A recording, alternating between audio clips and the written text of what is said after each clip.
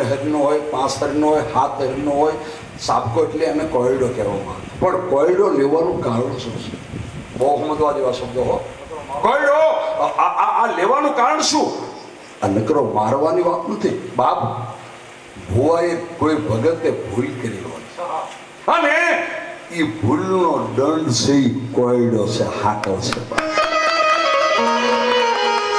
માતાજી જગદંબા જોગમાયા મેલડી વિક્રમનું એક પળમાં જગદરૂપા મહાણમાં મળું બેઠું કર્યું, પડકાર કર્યો મારી ભગવતી. પણ કેવો પડકાર કર્યો બાપ?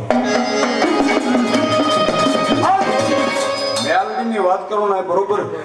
મેલડીઓ શેલો અમારા પ્રોગ્રામને વિરામ આપવા દઈને શેલો મેલડીનો એક હાકલો આવીને જો ખમા નો કે તો માંડવાની મેલપા જેના કુળમાં મેલડી દેવની